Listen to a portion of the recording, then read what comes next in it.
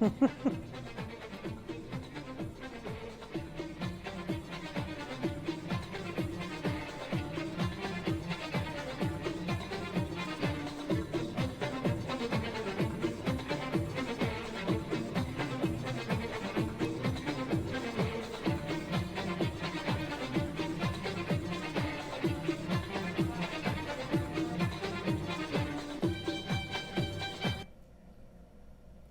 evening and welcome to ATV from San Jose. I'm Suad Asfour. My guest tonight is Mireille Sleiman. Mireille Sleiman was born in Lebanon. She earned her master's degree in art in French literature at St. Joseph University in Beirut and diploma of higher study in development in Belgium. During her travels, she worked as a journalist, translator, and language teacher in Belgium, England, the United States, and China. Currently married with 3 children, works as a teacher in Monterey, California. She is the author of the book, The Blue Mountain. I was fortunate enough to read the book and its amazing story about war and immigration in Lebanon before 1975. Welcome to the show, Mireille, and nice to have you with us. Thank you. Thank you for having me. Thank you for coming. First of all, congratulations on the book. Thank you. It's really nice. I read it. I was fortunate enough to read it. It's very informative. And usually when I interview an author, I feel like I'm interviewing celebrity or movie star. Oh, thank you so much. It feels that way because I love the book and it's a pleasure, and we're very pleased to have you in the show to feature it on our show. Thank you for inviting me. So, Mireille, can you tell me more about the book? How did you write it, and what motivates you to write the book? Okay, well, first, when you said I'm married with 3 kids, and my husband actually worked for a big company, Caterpillar, yes. And they moved him from different countries, and while I was raising my kids, I went to a writing workshop. This was only for fun at the beginning, so I felt like the need to write, especially that I studied French literature. So in Belgium, it was easy for me because they speak French, and I could actually be part of that writing workshop. Mm-hmm. And I felt every week like they would be waiting for the rest of the story. So this pushed me to write more because I felt like the story is interesting, like people are waiting to see what's gonna be next. So first I was writing about one of my grandmas, and then the story got bigger. So I started with one grandma, then I wrote about, yes, so I wrote about the other grandma because both of them had different lives. One had like a love story. She was in love with my grandpa, so it was a love story and a love marriage. And the other one, actually, she got married with a guy who was much older than her, and it was more like an arranged marriage. Okay. So 2 stories very different, and then there are other little stories in the book that... Yeah. It is interesting to take us through all the old-fashioned ways from your grandma's time, and each one lived different life. So what did you learn from writing the book? Well, first, it was not easy to write a book, because when you're only writing a page or 2 for your writing workshop, it's not like you have to put everything into a book. It takes more time and energy. So after a while, when I had all these texts written, I said, why not, creating a book? So this was the idea of starting with one story, which was my grandma's story, like the one who was madly in love with her, with my grandpa. And then the other part was the other grandma. And then I talked also about my life a little bit, living in all these different countries. And actually, there is one line that actually holds everything, in the book, is the war. Like we have, my grandma, she lived through the First World War, so World War I, And then both of them, they lived through World War II. And then my father also, he went through the Civil War and the Lebanese Civil War. And then my son, in 2006, also, both my kids, they had to go through another war, which was the 2006 war in Lebanon. That's interesting. 3 generations. Four, actually. Four yeah. generations, Since 1915 or... Exactly. Yeah. So that kept you going and write more and more because you really expanded on each time. Yes. For each individual. And there is always, all these stories that are hidden. Of course, the war is terrible. You have sad stories. You have people who left their countries, who emigrated, people who lost people or lost their homes. Or I also talk about my aunt whose son was kidnapped during the war. Lots of traumas. Yes, a lot of trauma, but at the same time also, in these difficult times, you have outstanding people who can also show you compassion and love and care. And the human side of people also appears in all these small stories, So how did you keep getting your ideas? Because it's interesting. You got new ideas in each chapter. How did you keep going? I've asked first. I've asked my family because a lot of details, I don't have all the details, of course. And this is why I say the book is based on a true story. It's not true, not the whole story is true. I had to fill the gaps. I had to create some little stories that I tried to... it fits. Yeah, that fits. Exactly. I had to continue the story. Now, one of my grandmas, the one who got married with my grandpa, who was older than her, the whole village knew about it because she was very beautiful. And she was also very young when she got married. And my grandpa was like a landlord. So the whole village knew about her. So everyone told me a little bit of her story, like the neighbors or some, cousins also talked about her story. You collected. So I collected a lot, yes, pieces, and then I created a story, adding a little bit of romance, a little bit of, details that I had to because it's very genuine the way you wrote it, since you did not plan to be a writer. You just put it together and it just happened and it worked out. Yes, the thing is that, I'm a language teacher, obviously, and, that helps. Yes, honestly. My main language is French, so the book is... I see the book in French and in English. It was mainly written in French, La Montagne Bleue, and this is the original version, but then a lot of my friends here in the United States and other, English-speaking people, they said, okay, we need to read this book, and it's only in French. You have to do a translation. Yeah, so we did it. I first gave it to someone to translate, but then it was not, I felt it was not me. So I said, okay, I need to do it with the help of some, of a friend, of a native speaker friend who is an editor. She helped me also with the translation, and she polished all the sentences, made it grammatically correct, because this is not my main language. But I felt it's very close to my French version, and it stayed true to my voice, because sometimes in the translation you lose your voice. Yes. And I want it still to be very close. Yes, I just want it to be me, writing it. Very close. So do you consider yourself writer now? So this was your first book. Yes. Are you going to write more? Are you considered writer now, or this just happened by luck?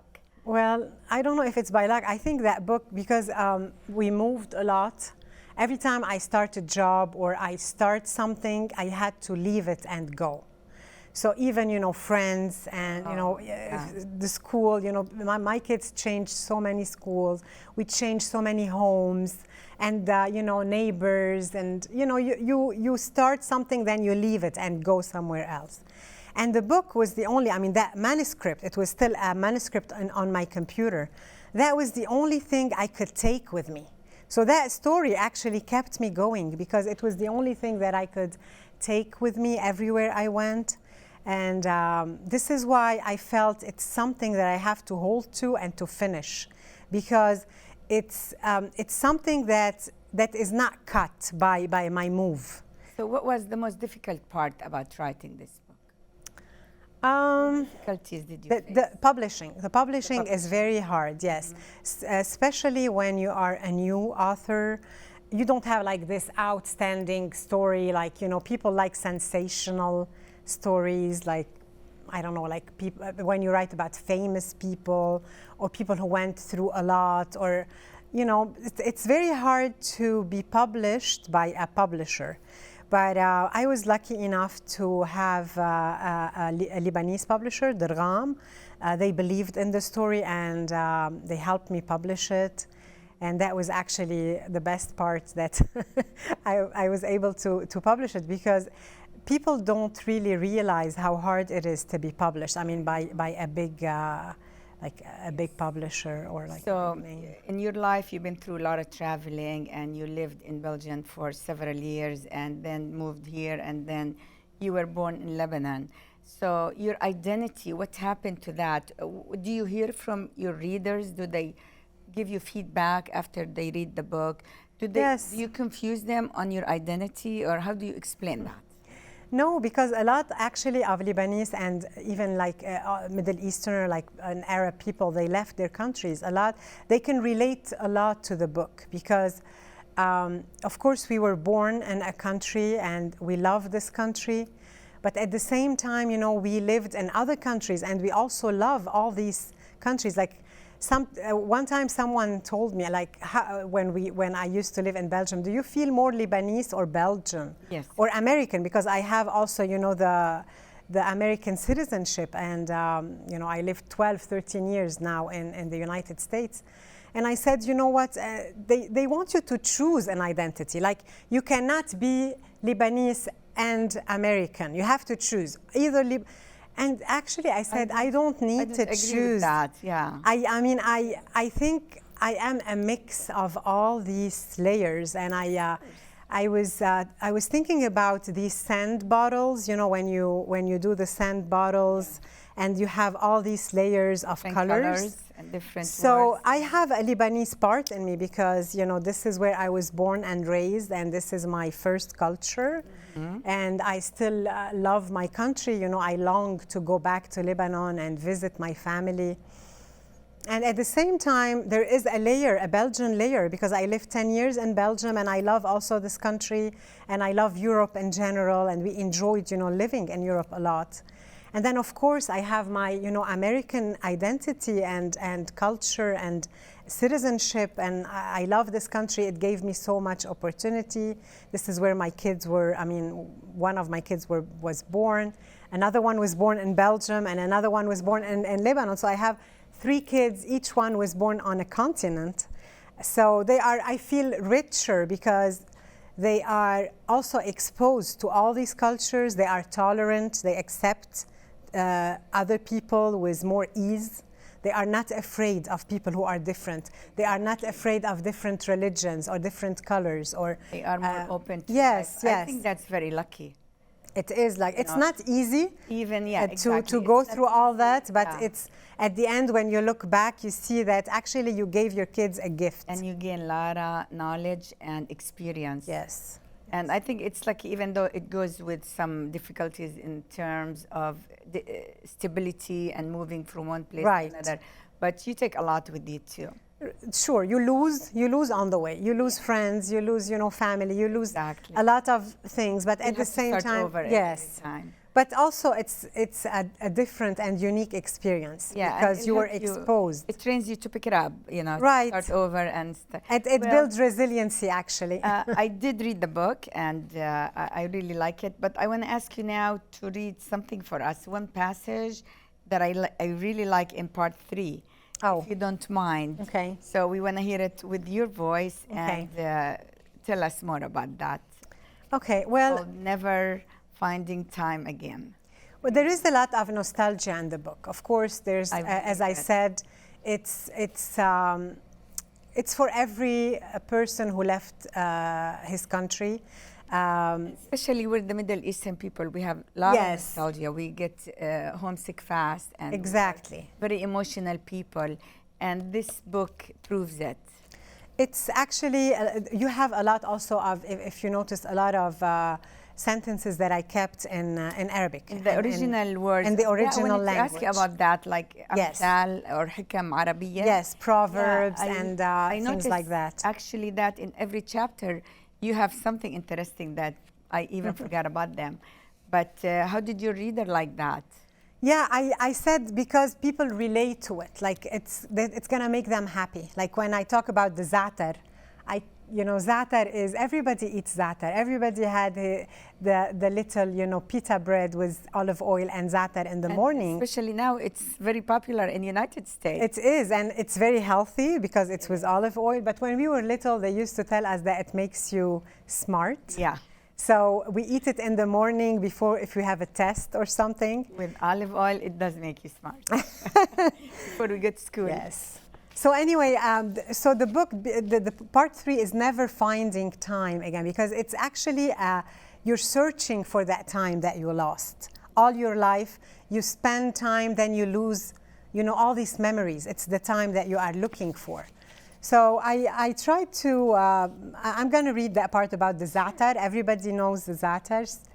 Za'atar enlightens the brain and makes the mind alert. For years, I ate the rolled pita sandwiches of za'atar mixed with olive oil that my father handed me in the morning before I went to school. It was not my favorite breakfast, but I was convinced that my success in school was primarily due to the properties of that mixture of thyme, sesame, and sumac.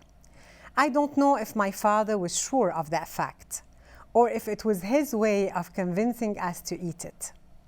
There were days during the endless embargo and war when there was nothing on our table in the morning other than a bowl of za'atar and a packet of pita bread that my father obtained after standing in line for endless hours at the local bakery.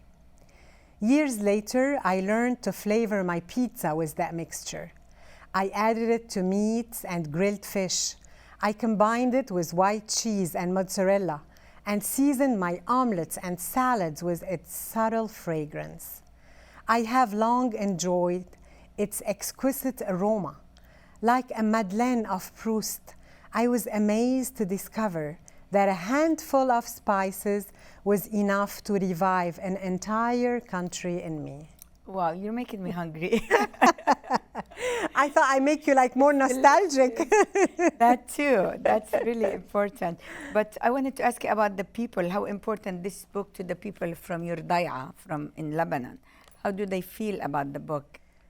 A lot of people read the book and they send me like notes and they say, oh my gosh, I really enjoyed, when you talk about your grandma, because your grandma is very similar to my grandma, yes. And even when I describe some places like the village or, many things that are in this book, everybody lived these experiences.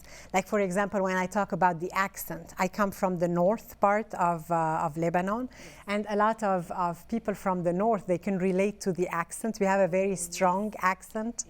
When I talk about coming back to Lebanon, like when the plane lands, everybody claps. It's only I think on the Lebanese plane that people claps when the plane lands. Yeah, when it landed. Yes, exactly. I mean, things like that, even like the za'atar experience or the kibbeh. I mean, I don't know if you ate kibbeh. Of course. So like my grandma, she used to do it in the juran, which is the mortar, Yes. like she pound the kibbeh. Right. And then how on Sunday the whole family gathers together. And I mean, look forward to exactly. it. I mean, I think every Lebanese or even like Arab child remembers on a Sunday, how the family is gathered on around the table, how the family is, happy to be together. I mean, all these are memories, nostalgia of the food, of all these feelings that you can actually relive while reading the book. So, yeah. So what other talents you have? You are a very interesting person. Oh, I don't know if I have other talents, but I like painting. I don't know if I'm talented in it, but like, for example, this, the cover of the book is one of my friends. Her name is Norma Douaihi. She actually gave me this is the village of Ehden, which is, you can see it also on the French version. Yeah. So Ehden is a very nice town in the north, very high up in the mountain. It has a lot of beautiful red roof, houses with the arcades, like the typical Lebanese architecture. And she's an amazing painter. And she said, you can use my so I tried also to paint with her. I don't know if I love to cook. I'm a good cook. That's probably a skill that I master well. And probably my next book would be a recipe book. Why not? Well, as Middle Eastern woman, do you think you achieved some of your dreams by writing the book? I mean, or do you still have more dreams? Where do you see yourself in 5 years from now with your dreams? I don't accomplishments. Honestly, I'm going to tell you a story. One time someone said, if you died today, that was before I wrote the book, what would be one thing that you would be regretting not doing? And I said, and I thought, if I died today, I actually would be upset if I don't finish my book. It was still a manuscript. Oh. And I said, okay, maybe this is something I need to work on like more diligently. And then this is what I started to do. So I think as a mother, I think I'm very proud of my 3 boys. I think this was my big project, raising them well. 2 of them are in medical school now. And then I have one who is in high school. Oh. So supporting my husband also in his, journey. He had a nice career. We had a nice opportunity to live in all these countries. Yes. I think I'm grateful for whatever, God gave me. And I'm proud of writing this book. Now, where do I see myself in 5 years? I'm not sure. I hope I would be still here and healthy. Surprise us with another book. How's that? Yes, maybe. And in the last chapter, I believe, or the one before, I don't remember. But you mentioned about how they let go of their homes in the 2006 war, and how that hurt the people who had to leave and let go, and that reminds me of the Titanic. Yes. You know what I mean? So yeah, exactly. We were evacuated, actually. How was that? Yeah, that was actually horrible, right? It was not easy because I had the 3 kids with me. My husband was not with me, and we had to leave. Like thousands of people left on the boat. So as American nationals, we left on a ship, on a warship. So. Wow. And they took us to. I said it reminded me of Titanic. Yes, and of course I had one child who was only 6 months, so I had the diapers and the bottles and all these things. But again, like it's hard because you feel that someone is taking care of you, like the United States is evacuating you as a U.S. citizen, but also you feel a little bit of guilt leaving behind your family. Like my niece, she was crying. She wanted to come with us. And of course, she does not have an American passport to come with us.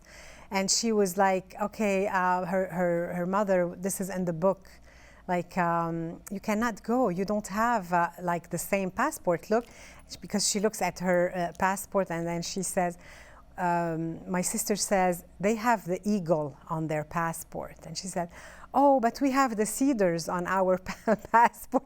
So it's very hard. It's like and during the war, like some people who can be saved and other can't be saved, or it's all this dilemma, and when you go and leave, but at the same time you feel guilty leaving your family behind, and you worry about them, leaving them, but at the same time you also take your kids and go to your new country, the country who takes care of you, who gave you all the opportunities. That also becomes your new home. Of course. So what's the most powerful or favorite memories you have of yourself from your childhood?